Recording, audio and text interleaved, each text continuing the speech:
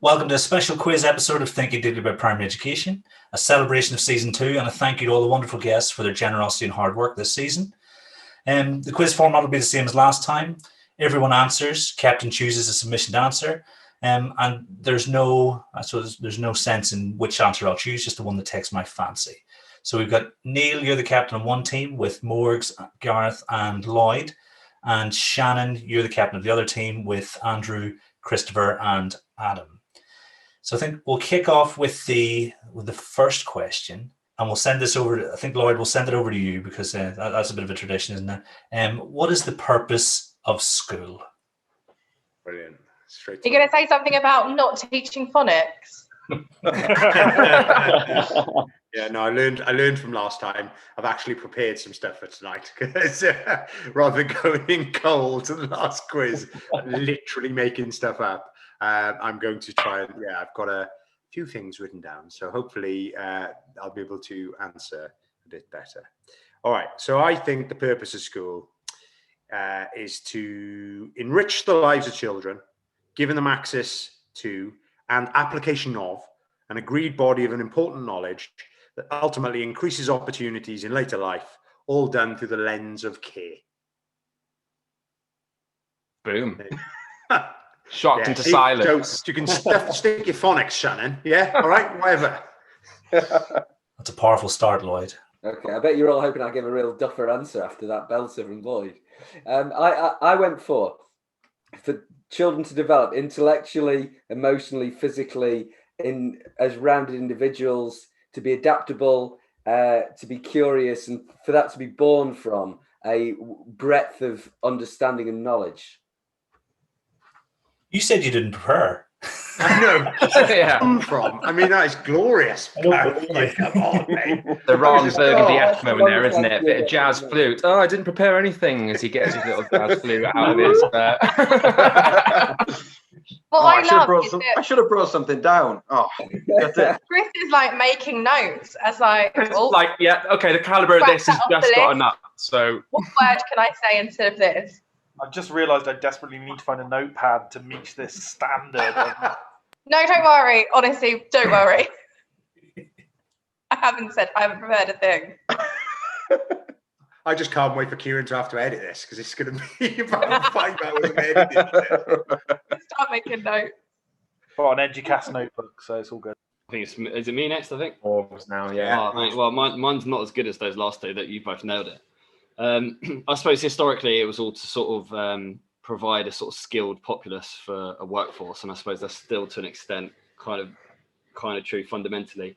But I think personally, I would say it's all about providing children with opportunity. So whether that be through teaching them knowledge or personal qualities like resilience or so on, whatever it may be, that when they go out into adult life, that they can pursue whatever it is they want to pursue, whether that be university or whatever career choice or things they want to do. So it's all about providing them with that opportunity. I'm going to be quite controversial. Oof, go on, Neil. I think the pandemic has probably proved this slightly more so than perhaps before, but I honestly think it's childcare with some added benefits in that we get to actually impart knowledge, we get to prepare them for the world. But I generally think a large part of it, judging from the pandemic and everything that's gone through and how kind of society seems to stopped when the kids weren't going to school, it is childcare. Oh, how did the parents among us feel about that? I think I'm somewhere between Morgs and Neil. So I think it's a mixture of useful and useless knowledge. So I think it's useful in the sense of like providing childcare. It's useful in the sense of creating people who are able to interact with the world in a sort of economically successful way, in a way that's going to allow them to fulfill some kind of potential. But there's lots of like useless knowledge that's just sort of good for its own sake as well, and getting students to encounter that. But also I think it's really important that we give students, especially in primary, the foundation to be able to interact with like knowledge and culture outside of school. So I didn't really develop intellectually until well into my late 20s because, I just didn't really pay attention at school. But I realised that they'd laid the groundworks there so that I could engage with stuff as an adult. So I think that's quite important. You've all been so eloquent so far that forgive me just saying something simple and then waffling after it a little bit. I think full stop, really, what education is about is supporting children to live meaningful lives. I think it's as simple as that, which obviously, leads to the question, well, what is a meaningful life? And this is all the good schools that actually talk about ethos. What they really mean is they've thought carefully about what they think a meaningful life is and how you support children to look at that. I think because there are so many varied answers to the question, what is a meaningful life? Part of what education has to do is it has to try and look at all the different angles philosophically about what people have said it could lead to a meaningful life. So there's the hedonistic or Epicurean idea where you're looking at, just joy and pleasure. And, partly that's the reason why we teach the arts and why we teach music. Some people find fulfillment and meaning in their lives through human interaction, hence the reason we teach literacy and reading and all these sorts of things. There's also that aspect of knowledge that's just worth knowing for its own sake. And I guess the question in that is, how does that lead to a meaningful life? Which is where, if you'll forgive me just 30 more seconds, I think there's this aspect about living a meaningful life, and this is where I come from, which is that there's an aspect of bearing witness when it comes to our lives. There's like an infinite oblivion of a lack of consciousness before we were born, presumably an infinite oblivion afterwards. And then there's this tiny scintilla in the middle where we get to be matter that knows that it's matter, and we get to just see it and experience it.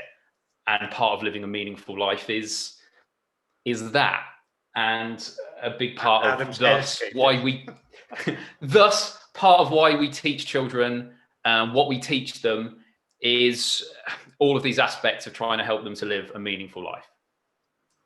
Come and do a quiz, Kieran said. It'll be fun on a Friday. Happy Friday, the most crisp answer you'll get. Just want to point out that I think Chris said what education is for, but I'm pretty certain the question was what school is for. So, yeah, I would say that they're basically the same question. I'd argue that they're the same question, but yeah, no, fair enough. So what school is for is to help children to live meaningful. All right, well, you've left me till the very end, haven't you? Thanks, everyone. I'm really appreciative of that, because you've all taken my answers. So no, I'm gonna cheat slightly. I'm gonna crib from the updated Welsh curriculum that's been released and rolled out. I'm not going to call it the new curriculum, because that's a lie. It's not a new curriculum. It's just a kind of updated, rewritten curriculum. But it's interesting what Neil said about kind of actually what is school for versus what's education for. I think actually they can potentially be two separate things, but obviously the main route into education for most children and young people is through school. So they're kind of one and the same in some respects. You can take children out of the school and it still be part of school. So you go on a residential, you're still in school, you're just not in the school building, if that makes sense. But looking at the kind of the ambition for the curriculum in Wales is they set it out in 4 purposes, which I actually think do a really good job of highlighting what we should be aiming for our children and young people. So they talk about helping children to develop into ambitious, capable learners. And I think actually teaching young people to learn is really important. It's a skill in itself, having lifelong learning skills. And I think going to what Chris said about having a meaningful life, I think part of that is having that drive and desire to learn constantly and not to just get to one point and stop. And I think that all starts in school. That starts from when they walk in the nursery in some cases. And you do that through things like creativity and literature and the sciences, and having a nice broad curriculum. But I also think in the current world that we live in, I think being ethical and knowledgeable about the world is very, very important. And some children and young people might not have that provided from maybe their home setting. And I know I'm talking from personal experience and as a parent, that you try and do the best for your children, but you're not always going to give them exactly what, they're not going to get everything. You're always going to give them a slightly skewed view of the world, whereas in school they're going to get a much broader look at the world.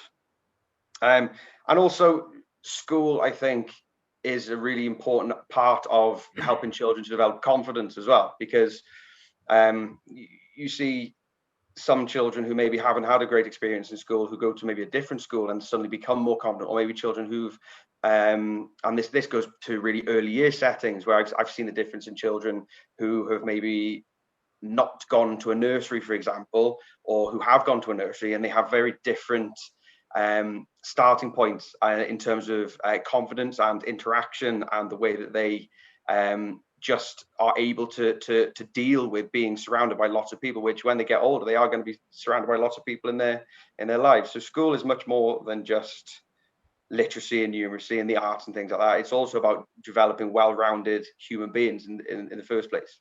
I think if I think about the kinds of children that I teach and the children that I have taught, it's showing them that there is more out there and giving them the knowledge to know that they can be more and do more and be better than the surroundings that they're in. And I kind of see that as quite a huge part of my job at school at the moment. I think the answers to that question just sort of show how hard you guys work to prepare for these kind of things. So now team captains have to choose which answer you're going to submit. I am going to go with Gareth's answer. I like that he touched on a whole rounded individual. I thought that was really, really nice. So yeah. And he used the word born, which was just lovely. Yes. I'm going to go with Adam's answer, because I really liked the useful and useless knowledge. That kind of struck a chord with me. Neil, if you'd gone with your answer, I'm a big fan of the childcare that I get from my kids' school. So. Oh, your audience, Neil. How else do you have time to write these fantastic books when you have children, right? You send them to school, and that's when you do your work. I think on this occasion, because I'm pretty sure my answer would have been along the same lines, I'm going with Adams. So well done, guys. You've got 10 points, let's say. But they were all fantastic answers. It was really hard, actually. Last time I did quite a good job of deciding, but this time I was like, oh my goodness, which one am I going to choose? Question 2, which is, we have Google. Why do we need teachers? So I'm cribbing off Andrew now. Andrew cribbed off the Welsh curriculum. I'm cribbing off Andrew. So as Andrew was speaking, I wrote down what he said about, because I really liked what you said, and I wrote down what you said about kind of what we're aiming for with kids. And I thought about, can Google do any of this? Can Google create children who are ambitious? No, it doesn't. It creates children who aren't ambitious, who just feel like the answers are right there for them. Can it create capable children? No, not really. I mean, it doesn't. Having that knowledge at your fingertips, it doesn't create children who have the skills to go and find knowledge. And you mentioned learning to learn. And while Google is the opposite of learning to learn, it doesn't really provide you with any kind of framework or structure for finding future knowledge. That's what we do as teachers. We teach children how to go and find out about things they're interested in. Does it teach children to be ethical? No, no. We wouldn't trust a child with YouTube or TikTok or anything to become ethical. I think that's a big part of what we do in schools. If I think about the kind of conversations that I've had this week with Year 6, they're not the kind of conversations that Google can have with a child about all the kind of issues we've talked about. Does it help children to be knowledgeable about the wider world? And it doesn't. It doesn't. One of my kind of passions is about powerful knowledge, and that's about creating a world in which, an education in which children encounter things outside their own world. And Google doesn't help children do that at all, really. You can only get out of Google what you put into Google. So you're not going to know about, you're not going to be able to go and search for things, useless knowledge, if you will, that you can't encounter through Google. Does it create confident children? It doesn't create confident children. No, it creates children who have no confidence in their own knowledge because they think they don't need to learn. They just find what's available. It doesn't create socially intelligent children. It doesn't create well-rounded children. I think that's what we do as teachers. So, if we take Andrew's definition of what education is for, which I think is great, to my mind, Google doesn't really tick any of those boxes. Hard to add much to that. Having given a really embarrassingly pretentious answer to the first question, I'll try and be a bit more practical with this one.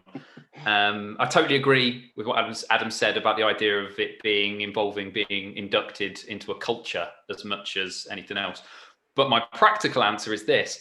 Given the nature of the question, I Googled the question to see what would come up for why do we need teachers now we have Google. The first two hits tried to sell me something, and the third hit was a news article written by someone with zero teaching experience.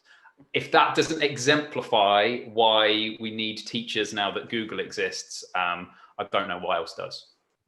Yeah, I'm rather than submit a formal single answer, I am going to just add on to that. I think the issue with Google is that it is just a tool. It's not necessarily a teaching tool, it's a research tool. And one of the most difficult skills to imbue in children and young people is critical research. And in fact, that's a very difficult thing to get adults to do properly, never mind children. And I think that, I used Google in school today. However, we used it as a tool specifically just to find a micro piece of information that we needed. And even then, we had to dig very, very deeply to find exactly what it was that we needed.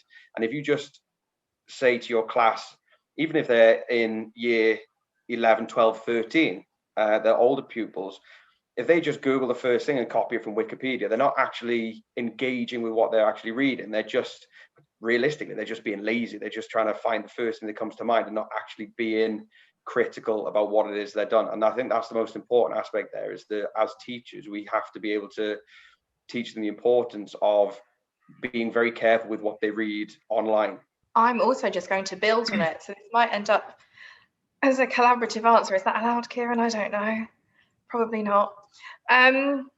I think if you think about lockdown and think about how our children came back from lockdown, and I was in a unique position in that our children didn't really access anything online, but I know teachers whose children did access things online, and that was with a teacher, either recorded lessons or live lessons, whatever it was, and they couldn't learn properly through that. So how are they going to learn without a person there? How are they going, giving them Google isn't teaching them anything. Like Andy said, you can't, it's not a teaching tool, it's a research tool.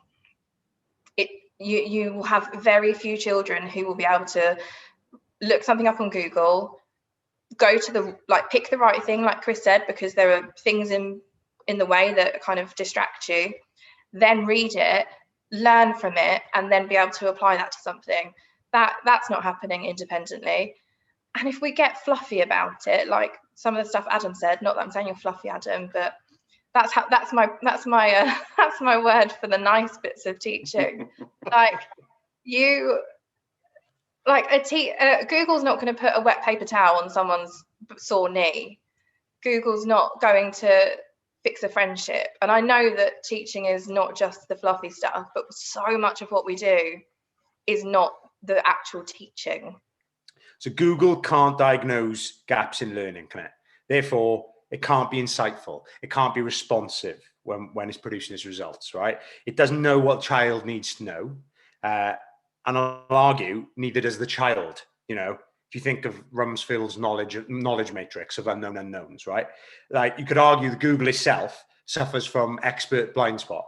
And as it won't necessarily provide the small steps or the atomized parts or the prerequisites that are needed to build in order for children to understand. Next. All of those answers are great, and I knew that people would be saying all stuff like that. So instead, I'm going for a specific example of what has happened infamously to someone who did Google something and then try and use that. And I know that, I think I spoke to Neil about this. It happened about a year ago. So John Boyne, who you primary teachers might most famously known as the author of The Boy in the Striped Pajamas, he was writing a historical drama set in the real world, and he was talking about dyeing a dress red. And he went on Google and he clearly just Googled how to dye something red. The first result told him to use Lizalfo's Keyswing, Octoroks, and Hylian shrooms. So he put that in his book. What he didn't know is that those are 4 made up things that are in the game of Zelda. And Zelda was the first result on Google when he searched it. So he Googled how to dissect red, read that and just chucked it in his book. And then he found out after it was published, like they published these made up things. So that is what I thought as a perfect example of why you can't just Google something and Google can't replace teachers. I remember seeing that. I was so disappointed that he didn't try and style it out and say, no, I'm just a big fan of Zelda. Yeah, like Nintendo, let me be. Look at that little Easter egg. Yeah, little Easter egg. Gareth? Let me add, there's one thing that I would add to everything that you've said, which is just that, like, I think part of being human is about wanting to be significant or to be excellent or to be surprising or to excel. And I know, like, it's like just with little details with my kids. If I tell them to do something, they don't want to do it. But if they have the opportunity to be surprising or excellent, then they absolutely love it. And I think that's something, obviously, you kind of can't get from Google. You can't excel. And I think we're wired to excel and be unique. And finding ways to make that happen, I think, is what teachers do. I don't know how it is for everyone else, but I'm pretty fed up of seeing parents at the school gate kind of on their phones and not talking to their children once they pick up their children. And obviously the phones aren't Google, but Google is on the phone. Google is on the tablets. Google is on any device that accesses the internet. And I think children get addicted to it. And I think smartphone addiction, screen addiction is a real thing. And it happens very, very early on. And Google, by extension, is part of that. It's certainly, I think I've talked to a few children, what other web browsers do you know? They don't know what a web browser is. They just know, Google has become a verb now, not just a noun. And so obviously there's that ethical argument, I think, as to about whether, if we do allow kind of children to just Google things, what are the deep-seated kind of negatives about that? Are we just building up that kind of zombie culture where it's 24/7 looking at these and actually losing that human interaction and what it means to be human, and to develop those deep connections between someone? You get no empathy, you don't understand situations, social situations, if all your time is spent on a phone, and by extension that probably means Googling things to get your next kind of immediate dopamine hit. And I think that's why Google will never replace teachers, because at the end of the day, we've got to try and prevent all that from happening. Cool. So team captains, you got to think about which answer you're going to submit. And obviously 10 points ahead. Shannon, your team. Pressure. So I can't just submit our built-on answer. It's just such a nice, example of teamwork. Did you not think? Teamwork makes the dream work. It also gets you bonus points. Surely everyone submitting an answer is worth a multiple of 4. So such high quality stuff from my team. I'm so proud. I'm going to go with Christopher Such because I just love that he Googled it. and it didn't help. I'm going to go with Lloyd, because Google definitely, I think Google might get to a point where it might be able to do those things. For the second question in a row, Neil, had you gone with your own answer, you probably would have got it, because I think the reason we'll still have schools in 100 years' time is because of the social aspect. Because I do think it'll probably be possible at some point to give people knowledge. Who knows how well we'll be able to think with it. But I think the social aspect and the way we interact with each other hopefully won't change. So if you'd said that, Neil, if you'd gone for yourself, you probably would have got the points again. So we're going with Lloyd and Chris. And it's a 20-point lead for Shannon's team. Well done, Chris. Sorry, guys.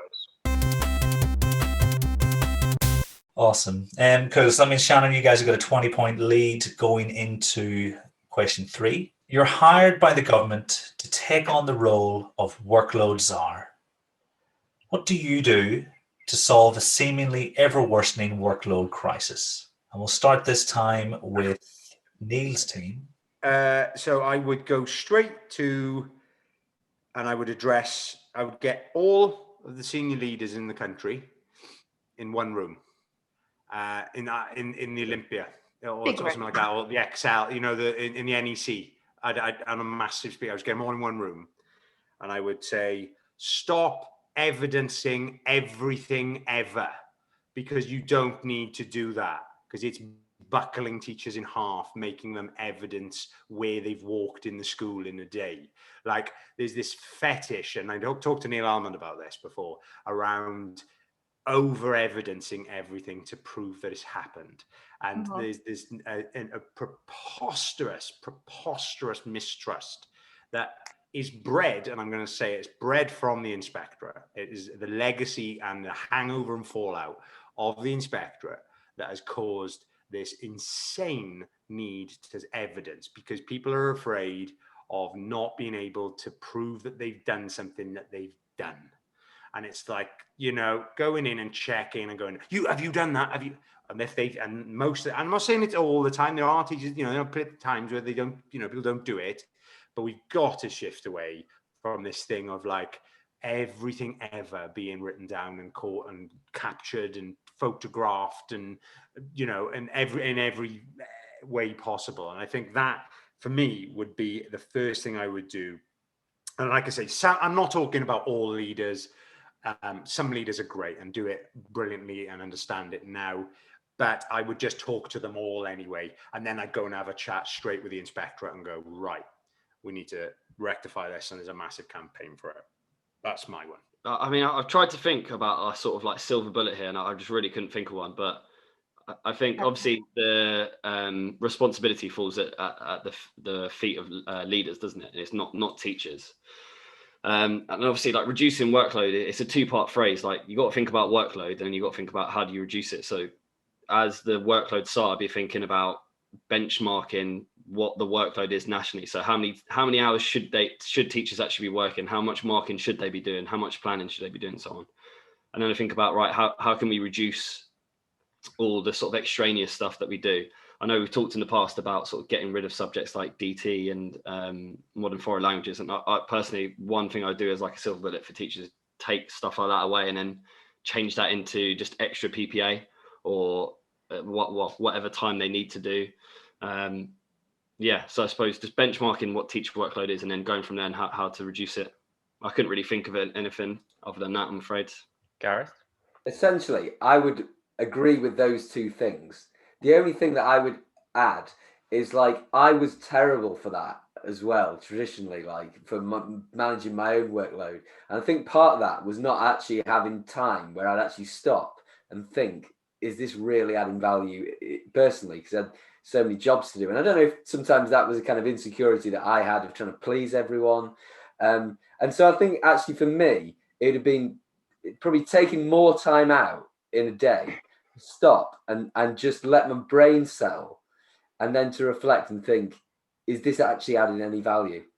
And that doesn't answer the question, because I essentially agree with Lloyd and Elliot, but like as an individual, that would be the one thing that I think I'd have done much more throughout my career. I think what I would do is I would ban PowerPoint and any kind of presentation software, because I think a lot of teaching has become presenting of information. I think if you ask teachers what they spend a lot of their time on and what their kind of an expectation is to prepare all of these PowerPoints, all these presentations. And I think they actually spend quite a lot of time doing that. Now, obviously they can be quite useful, but I actually think, and I'm sure we've all kind of experienced it, the minute the internet goes down, everyone panics. People were educated and educated very well before all of those things. And so obviously a skill has been lost by the profession in being able to actually teach without these things. And so I think I think obviously there would be a bit of panic first, probably a moral panic. And then I think after a while, people would calm down and actually realize, yeah, do you know what? I don't need to stay up till 9, 10 o'clock making these PowerPoints. I have the confidence actually to go in and prepare and teach something, obviously not on the cuff. You obviously think and plan about and think through it carefully and plan it, but actually you can go in and just deliver a really solid lesson without being over reliant on a PowerPoint. That's a strong set of answers from all of you there, guys, isn't it? Adam, one of your questions on the Powerful Curriculum podcast is about textbook or PowerPoint. How does Neil's response match up with the opinions of your guests so far? Neil can pry my PowerPoints from my cold, dead hands. Like, that answer. There's a look of real horror on your face. I'm a bit PowerPoint reliant. I've got my iPad, so I annotate all my PowerPoints on my iPad. It's all very high tech. Yeah, no, that'll be hard to beat. So then Adam, we're over to you, I think, for Shannon's team. Cool. So I thought about this earlier today on the train home, and I was thinking, I feel like I've got my workload is fairly under control, and a big part of that is that my school has an hour-long lunch break. So if I was going to change anything, I think I would make that mandatory across all schools, because 5-minute walk to the sandwich shop for my like salt beef bagel on a Friday, sit down, 15 minutes to eat that, talk to like people in my year team, catch up with people. And then I've got like 40 minutes in the middle of the day to do like what Gareth was saying, to have a bit of mental space, to sit in my classroom without any kids in it, to walk around and look at the English books they've left open, to hand out the work for the afternoon, to do a bit of, guillotining, to do a bit of displays, to do bits and bobs. And it's brilliant. And like most days, I end up out on the playground like 10 minutes before and play a bit of table tennis with the kids, or like, just have a bit of fun. And when I've only had like half an hour lunch breaks, you just eat, and then you like rush to the photocopier, and I just value it so much, having that time in the middle of the day to do it. So I guess it's not really reducing workload, but it's like making workload more manageable, having that time in the middle of the day. That means that actually some days I can dash out and get the train home basically not long after the kids have gone, because I've managed to get most of the stuff done in the middle of the day. Am I allowed to give a multi-part answer? Wouldn't expect anything different, Christopher. Yeah, I'm going to. So I'm just thinking about I might end up taking other people's answers, but sod it. Subsection A. The fundamental one that kind of underpins everything else is get rid of Ofsted grading, because every school I've worked in where workloads got out of control, it's because you've got desperate head teachers pushing things on teachers because they think certain things are going to impress Ofsted. Every single time that it's got out of control, and where I've seen people leaving the profession under those circumstances, it's come from above, and those poor head teachers aren't doing it for no reason. So that would, if I could pick one, it would probably be that. But I think there are possibly other ways around it. I think where possible, instituting a set work day. I know there would need to be room for flexibility for people who are teachers, who are also parents and need to dash out and this sort of thing. But I think it would change mindsets to have the idea of, okay, no, you must be in by 8, but the school's locked up at 5, and we don't expect you to do anything outside that. If you're doing something work outside that, come and see us. So that might be another way around it. I think a lot of time is wasted with curriculum products. I think trying to put together your own curriculum and teach it in a certain way and get the teachers to know it. So I think having a variety of available curriculum products, people will know that this is one of my hobby horses, a variety of curriculum products available for every subject across the primary phase, alongside related subject knowledge guides, would save teachers a lot of time. But the last one, and this is probably my favorite answer. So if you're just going to pick one, go with this. I would find a way to incentivize into primary education more people who weren't goody two-shoes at school. I was so well behaved at school, and it means I arrived to school as a teacher completely awed by authority figures. And it's that awe around authority figures, I think, that leads to teachers partly working, or it leads to a culture of teachers working 55, 60 hours a week. I think if you've got a few more people into primary education who are just like, yeah, I can do a good job in 45 hours or 40 hours, so that's what I'm going to do. Don't care what other people think. I think if we had more people like that, the culture would change. So yeah, somehow incentivize people who were naughty at school, who didn't want to impress their teachers, into primary education. Because I think primary education is filled with people who, always wanted to bash together the whiteboard, what they call the chalkboard rubbers, and the people who wanted to clean the whiteboard for teacher. Fewer of those in education would be a good idea. There's that guy on Twitter as well. Shannon, you're there. I was just like, Yeah, I bet I've just described Shannon. I bet you were that. I bet you were that kid. You were sharpening pencils at lunchtime. She said before about that teacher in year 3 or year 4. She looked up and she was like, "I'm going to be a teacher." That's why she's giggling. Look at her. That was me. But I think the problem with workload is, and it's been touched on by other people, and I don't like to jump on the other team answers, but the problem with workload, and this is from someone who's worked in a number of different places, is the workload is different everywhere you go. The expectations are different in many different ways. So one school will expect you to have massively detailed lesson plans, but not as detailed marking, whereas another school might have a scrap of paper with some learning objectives on, but highly detailed marking. So it's actually an impossible thing to fully fix, because if you take one thing away, something gets added on elsewhere, or similarly, something gets added on top and something gets dropped off the bottom. So I don't think you can necessarily solve workload in picking a single specific thing to get rid of. But I think actually what a lot of the answers have come down to, and what would massively improve it, is funding. Simple.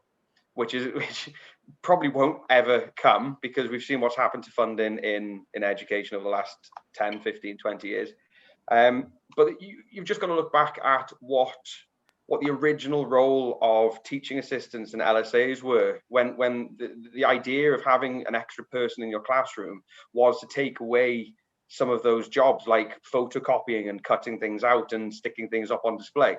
But more and more, I find myself doing those things because my teaching assistant is off running intervention groups and doing all sorts of different things. So actually the workload itself hasn't gone away. It's because the boundaries and the goalposts have been changed, because the expectations have been raised, because, and again, it comes down to inspectorates and school grading systems where you have to get progress. It's all about progress. So what you do is you squeeze all the resources you have, and then you see that you're not getting necessarily the value for money, because you ended up having to do more work yourself when actually the work was supposed to be reduced in the first place. Unfortunately, funding is probably not going to be one of those things which is going to change anytime soon. But if I was put in charge of it, I would find the money from somewhere. All of the things that have gone through my head, people have sort of said, so I'm going to sort of elaborate on something that Chris said about curriculum. Also, one of my bugbears is when teachers are spending hours and hours and hours and hours planning something from scratch because their school has tried to be really out there and chosen these zazzy topic titles that are nowhere to be found on any scheme on the internet. And so I think I would go down the route of having either like a high quality textbook, Kieran, or like Adam, I know you guys have booklets, and I think that having a national curriculum that everyone actually uses, and that the children in the country get the same offer, and it's, you know, planned to an extent. You know, you've got the sequence of learning, and you've got everything, you know what you're teaching, and all you have to think about is the how. I think that would take a huge amount of workload away from teachers. And I think there'll be teachers who kick off and say, oh, well, that's the bit I enjoy. I like planning lessons. Well, don't stay up until midnight doing it, because that's not right. And if I see one more post on Facebook where it's like, my topic is the world's kitchen, can you please help me with some planning? I might explode. I'm so fed up with it. So I think having an actual national curriculum that is a curriculum that we all follow and we all use the same lessons, and there will be a bit that you've had to plan yourself locally, but for the majority of it we're all doing the same stuff. That's what I would do. I think it would reduce workload a lot. Here. Nice. I'm a big fan of autocratic governance as well, Shannon, so that's what I've written down in my notes. I've made notes this time because I knew that there were some fire answers coming, and they didn't disappoint at all. So, captains, you've got to decide which you're going to submit. Judging by the previous two, I'd be foolish not to go with my own, so I'm going to go with mine. I want to go with my own as well. Like, at some point, the captain has to do this, so now seems like a good enough time. Hubris here. Come on, tell him neither of them won. Well, yeah, it's a shame that Neil's chosen on the one time that Shannon has chosen something. I joke about autocracy, but I do think a reduction in the amount of choice available, in some aspects, would increase our freedoms in other areas. And so I certainly would have, and even I might not like it to start off with, because I know that the way that certain things are sequenced now isn't the way I would sequence them if I had the choice to write my own curriculum. But if I had something, no matter where I went, then we could do all the wonderful things Gareth does, where we could take, right, okay, here's the content. How can we be really creative with this? How can we really go deeper into I'm obviously thinking about mathematics, but I think it applies to all the other subjects too. So a genuine national curriculum gets 10 points. That's a 30-point lead you guys have got. The next two questions are, so an alien asks you what CPA is, and you've got 25 seconds to respond. What do you say? And then the next one after that is, an alien asks you what interleaving is, and you have 20 seconds to respond. You guys can choose one person on your team to respond for you, but it can't be the captains. So an alien asks you what CPA is, and you've got 25 seconds to respond. What do you say, Neil's team? Nominate Metcalf for CPA. Wise move. So we use objects either to show our understanding or build an understanding, and then if becomes more efficient, we might use a picture, and that might broaden the scope of what we can cover. And then at some point that will become automated, where we can just use abstract symbols, and we'll know what we mean by them. Smashing. Boom. And Shannon's team? Adam. It seems like a lot of digital space has been dedicated to the use of concrete.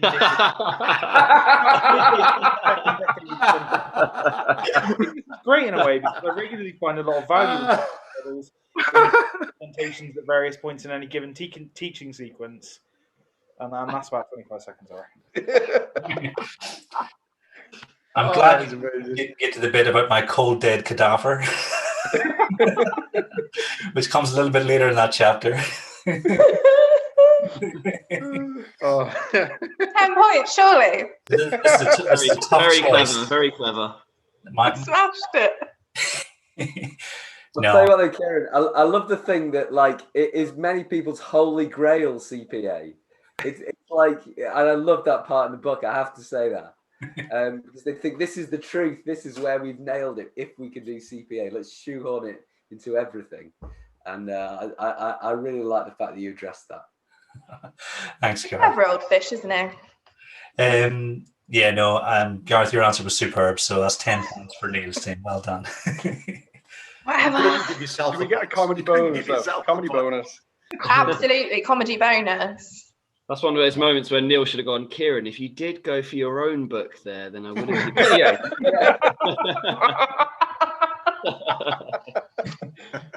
Oh, brilliant. Excellent. So at this point, we're going to pause slightly because we've got a winner to draw.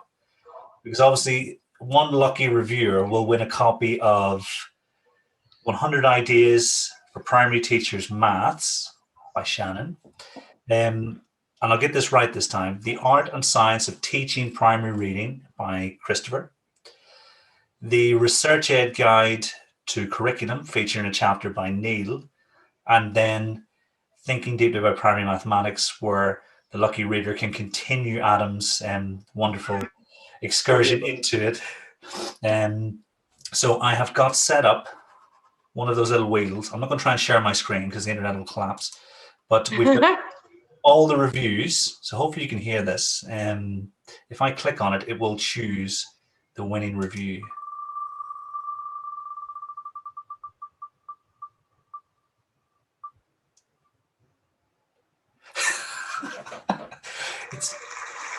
It's it's D-Tape. Click again. Yeah. Go again.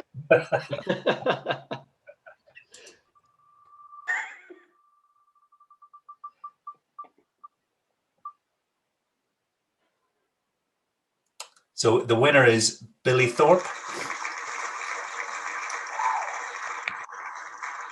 Congratulations! Oh, 4P. Well done, 4P. So that was quite recent. So they said this podcast has already had a profound impact on my career. It's given me the maths bug and has inspired me to buy many, many books, start a Twitter account, and began planning my own foray into the world of education writing. The best CPD all in your pocket. What more could you want? So I think that definitely deserves to win those 4 books. Cool. So back to the quiz. An alien asks you what interleaving is, and you have 25 seconds to respond. What do you say? Who did we start with last time? We started with Neil's team last time. So Shannon, we'll start with your team this time. I nominate Mr. Christopher Such. Okay. Interleaving is the practice of varying learning activities with a potential gain in outcomes, in contrast to long periods of learning a single concept. Currently, it seems unclear whether interleaving has any benefits that go beyond the value of distributed practice, but if it does, it will be due to interleaving preventing learners from entering a comfort zone through contrast between examples. And Neil's team, who did you choose? I chose Lloyd. Okay, so interleaving is when you identify themes and concepts that recur throughout different topics and plan to teach them in the context of those topics, like a golden thread. Nominate Metcalf. Okay, so order being learn to speak English, learn to fly spaceship, learn to put on spacesuit, followed by learn to speak English, learn to fly spaceship, learn to put on spacesuit. And look, I have to keep looking at my notes for this. Continue. That's how you'd explain it to the alien, obviously. That is superb. I love both answers. The reason it's in there is because I don't think anyone's ever explained interleaving properly, but with the help of Lloyd and Garrett's explanation and making it relevant to the context of the alien, I think I understand a little bit better what it is. So that's 10 points for Neil's team. So it's now 30 plays 20. But a valiant effort, Chris. Very, very close. So the next one is the most heinously used word in education. And we'll start with Shannon's team. I'm going to put a hyphen between my 2 words and pretend it's one word, but I'm just going to say dual coding. I just literally, it's just clip art, isn't it? Like 90% of the time. So Excellent. Controversial. Who's next on your team, Shannon? Chris? Lloyd sort of took one that I was going to use earlier. I'm not going to mention it just in case someone else still wants to use it. But so I'm going to go with the word play, but in a very specific context. The phrase that I've heard over and over and over in education is, "Oh, we need to play the game." We've got Ofsted in next year. We need to play the game. I hate it. I hate it so much. It's effectively saying we need to ignore any kind of ethical duties we have to the children for a moment because. So whenever I hear a senior leader use the word play in that context, I hate it. I cringe. So I'm going to go with that one. I'm going to go with a 2-word phrase as well. I'm going to go with growth mindset. Just hard work. Just work hard, not hard. But the problem is more actually the idea behind growth mindset is actually quite nice. It's just the misuse of it that I don't like. Is how it's been turned into this kind of magical thing where if you have a growth mindset, then you will become this amazing thing. It's rubbish. And even Carol Dweck, who coined it, I think it was, actually said herself that it is just a theory. It's not actually a proven thing. Yet there are some schools who have taken it so massively on board that it's become like their whole being. And actually, a lot of it just comes down to wanting to do better and wanting to achieve. So yeah, I think the actual phrase growth mindset itself, I think just it needs to get in the bin, to be honest with you. there's a great photo of me at my last job when I was a secondary school teacher, probably at my lowest ebb, really like teaching. in front of a growth mindset display, but behind the growth mindset display that was like, I can't do this. I don't know what I'm doing. I don't know how to do this. I was on lunch duty and I just realised I was stood in front of it and I was like, this is perfect. I'm going to go with consistency and the need for like year group partners to be doing the same thing at all times, and for leaders to be preaching consistency all the time, when the nature of the beast is that our children are different and we need to respond to their needs. Nice. Wrong answers all round, guys. Kind of links back to the workload question, and for me, the word would be outstanding. I think that carries a lot of baggage, and pretty much all of it negative. And I think the less leaders say the word outstanding, I generally think the happier your staff are, and I think the better the outcomes probably will be for those kids if we stop using that word.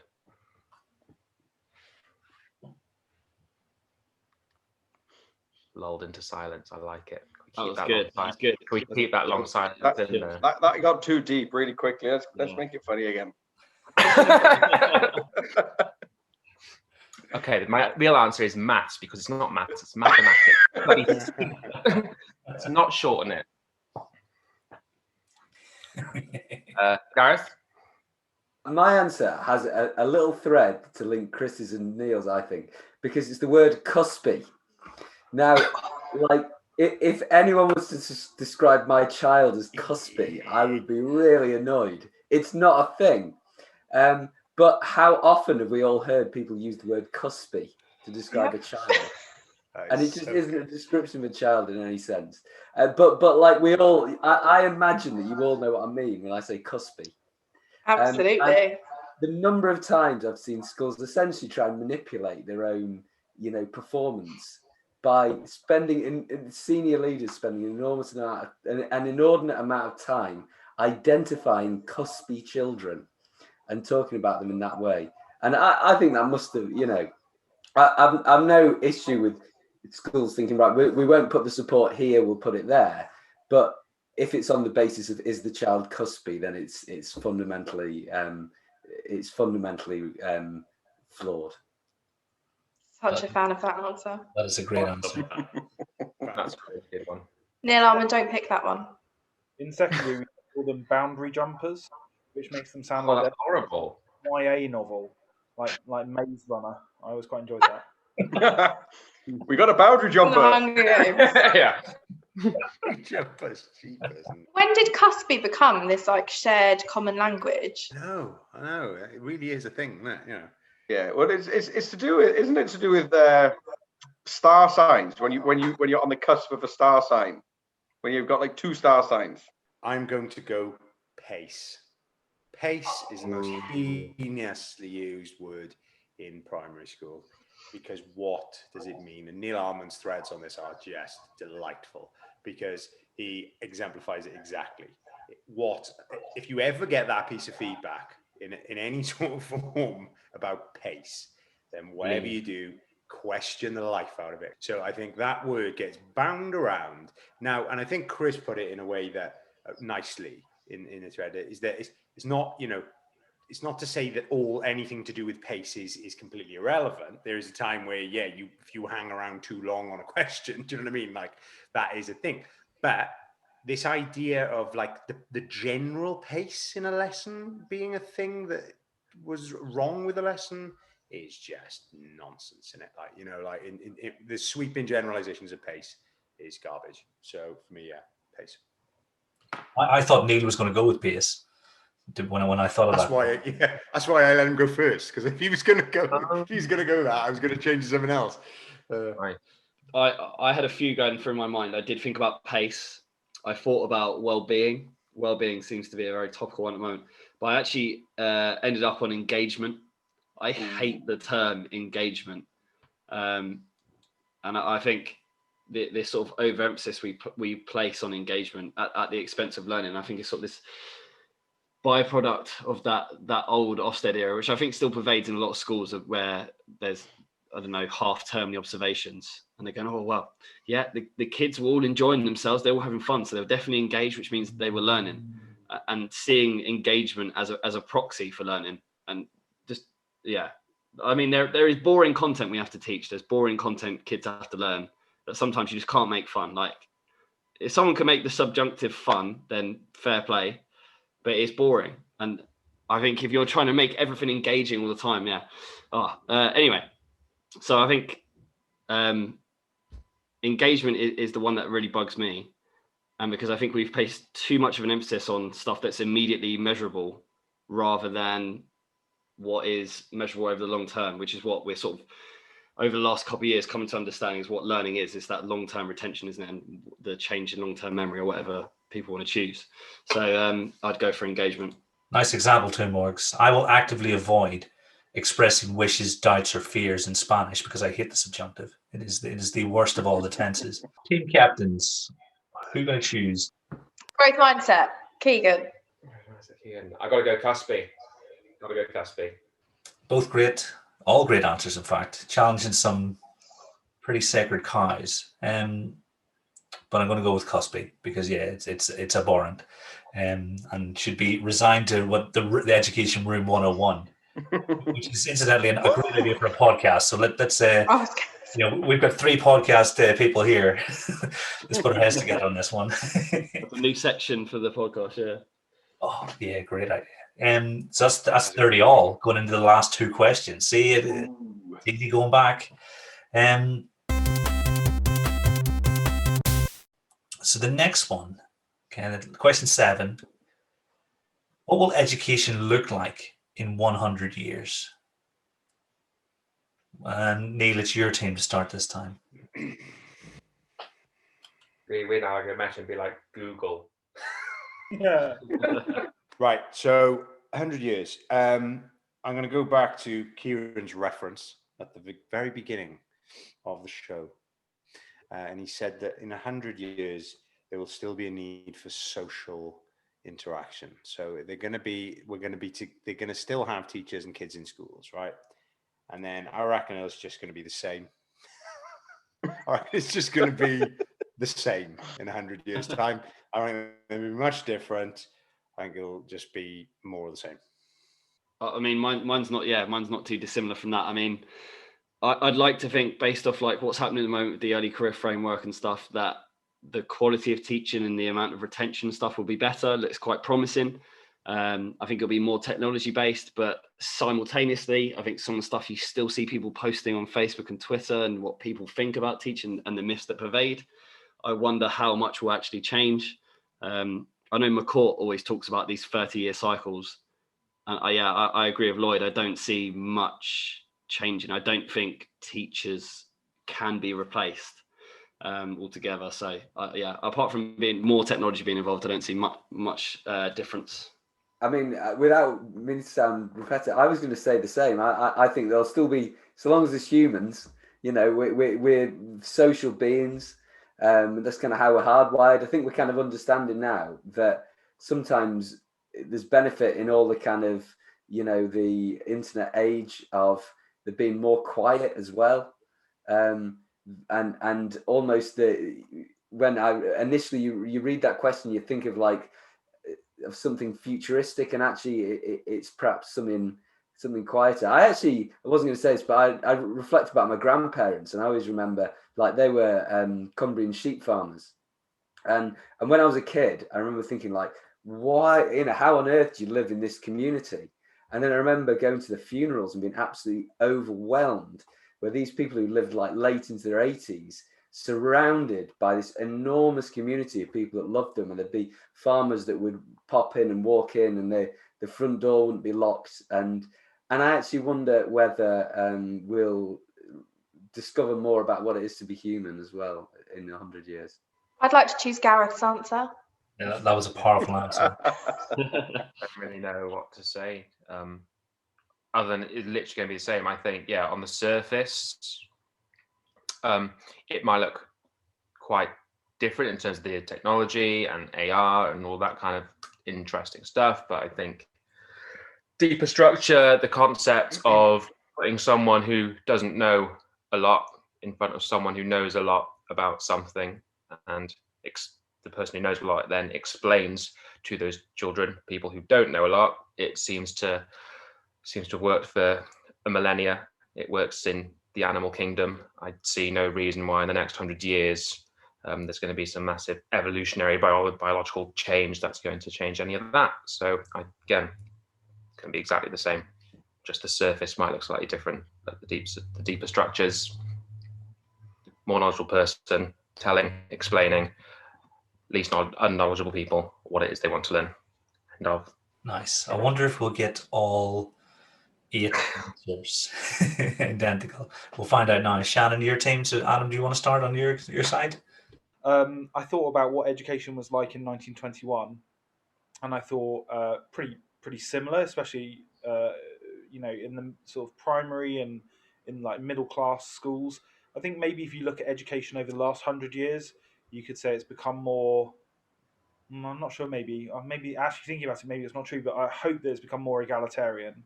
So I hope that there's more equality, more standardization. That kids from like poor rural backgrounds get a sort of similar level of education as like kids from like leafy Twickenham or something like that.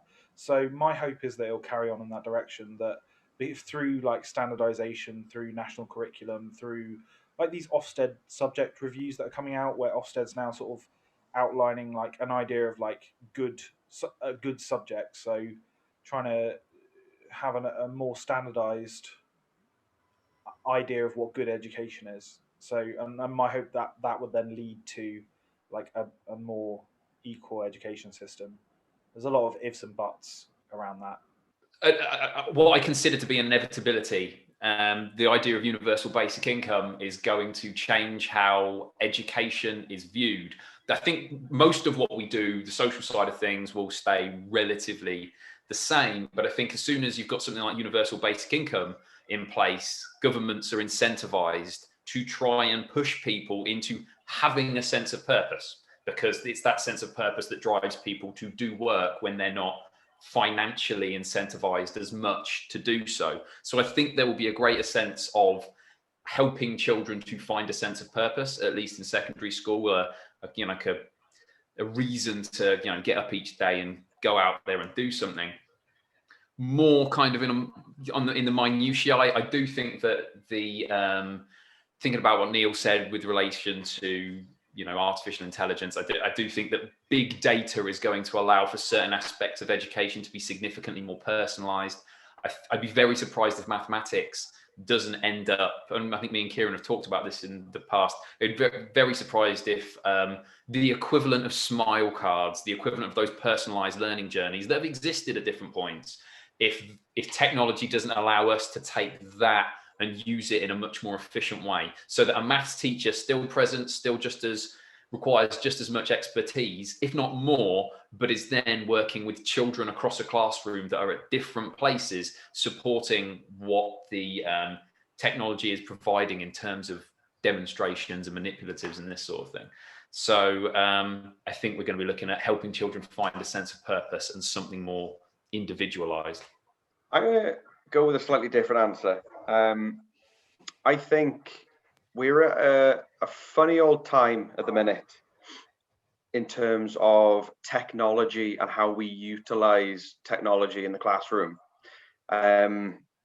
Technology moves on leaps and bounds every single year, and new things come out even every month now. Whereas, back when I was in primary school, we were still programming on a BBC Basic, and it took a very, very long time to get onto just to have a CD-ROM, whatever they are,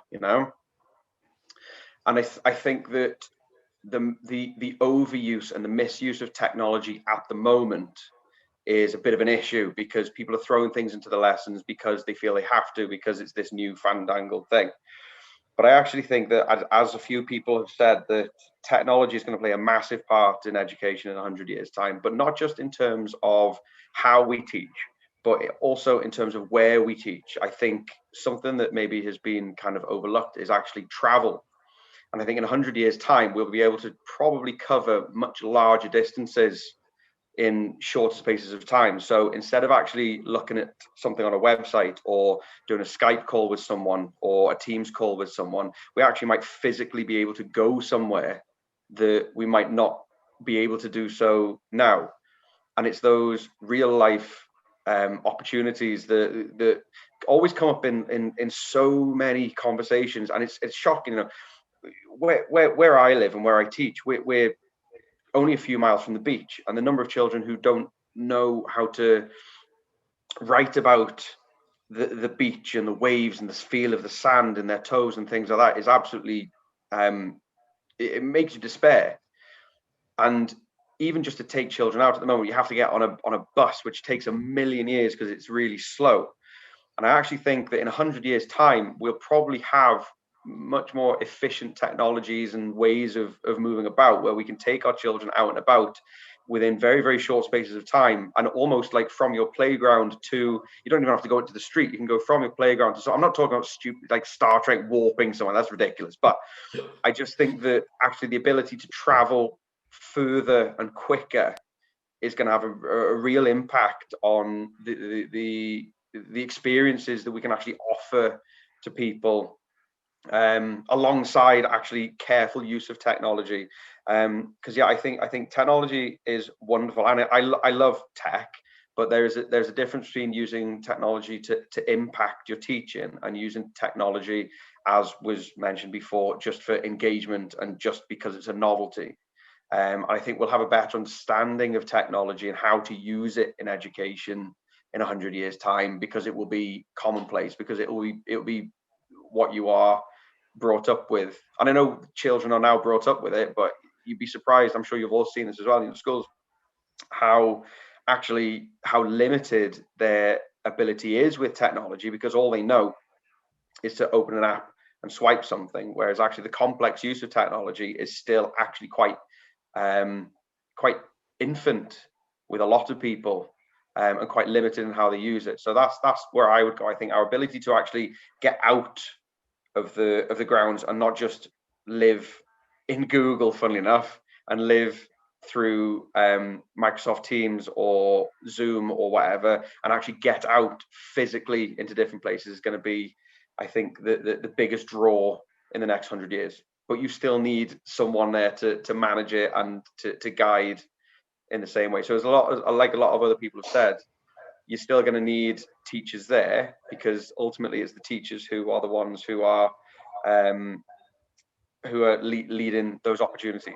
I was very much on the same wavelength as Neil Armand's team, that it will be quite similar. I really like the optimism of Andy's answer. So, and Elliot, with what you were saying about the early career framework, I really, I would be very hopeful that things would be still in a good place, in a better place maybe. But I think the day-to-day job is going to be very similar. And I think school life will be very similar.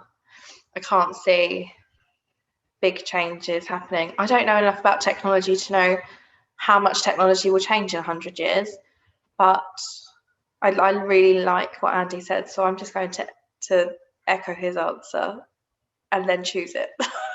I feel like we all kind of did the same thing, my team, didn't we? Just different spins on it. So are you really going to make me choose a particular?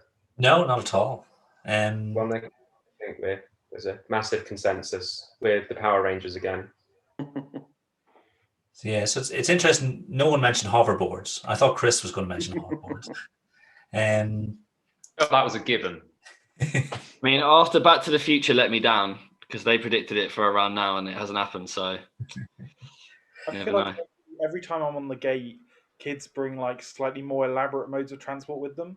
Like I swear, at the start of the year, they were all on little push scooters, and one of my kids yesterday had a folding bike, which I thought was very impressive. So it wouldn't surprise me at all if by July they're all on like full-on hoverboards, and that's just like, we've got a little storage area for them. That's great. So this is a tough one, because my response would have been the same as Neil's team, but I was really surprised in a good way by Andy's point about travel, because it's not something I considered. So I think for that and for the optimism, I think Shannon, your team get the points on that one. So well done. Thanks, Andy. Which means it's 40-30 going into the last question. There are 15 points available for this. Captains don't need to choose. All are on the line. And it's one piece of advice for new and beginning teachers. And we're going to start on top of my left of my screen and work across. So I'll just let you know who's next. Lloyd, you're going to begin for us. Nail behavior. Without it, you will get nowhere. Morgs? Mine would be, to summarize it in a few words, would be take that leap. If you're talking about Billy Thorpe in that review earlier, he was talking about, he listened to this podcast and it helped him to join Twitter and to read books and so on. And I think everyone who you're hearing on this podcast today has all read a book that's like propelled them into joining Twitter or meeting all different people. And it's really helped all of us in our careers. So I would say take that leap in embracing books and podcasts and Twitter and so on. So join Twitter. Gareth? I think it's reflecting, because when you're teaching, you have so much doing. It's like you're performing all the time, and I think that the kind of golden skill for a great teacher is just being able to look at yourself lightly, without any weight, and just seeing a different way, possibly, even if that's just taking moments in lessons just to stand back and just watch and just see what's happening. Neil? It is just a job. You are, to your employer, you are indispensable. Don't give your all to one school because they will quickly find a replacement. So make sure you find somewhere that's where you're happy and that's good for you. Adam? I'm just meshing together two bits of advice that Lloyd gave, which is just pace it's almost a myth. It's an easy answer for someone who's observing you, who doesn't really have anything else to say about your lesson, to tell you that the pace is too fast or too slow, or this took too long, or this didn't take long enough. Like, you're in the driving seat when you're teaching, and I think you need to have the confidence to control the pace of your lesson. And that very much links in with this behavior thing. I got a real bee in my bonnet when I was training, because all the feedback I got was like, you're too slow. And simultaneously, the other piece of feedback that I always got was like, don't talk over them. You have to get a silence in the room when you're talking. And trying to mesh those two pieces of feedback together almost led me to leave the teaching profession, because I just couldn't see a way that you could do both those things. And the second thing is vastly more important. It's hugely more important. It's almost indescribably important. If you can't have the attention of every single member of your class, you can't teach. So that would be my advice. Is that the advice you give today? That's great advice. So I was training, not really training, but someone taught their first little 45-minute lesson in my class today. And I said, I think someone else observing that would have taught you about pace, but I'm not going to talk to you about pace at all. I thought you had really good control over that. But the piece of advice that I did give them was, you can't let the kids talk over you. You need to be more patient with them and wait and narrate when they're silent, and narrate who is being quiet and narrate who isn't. Perfect. Chris?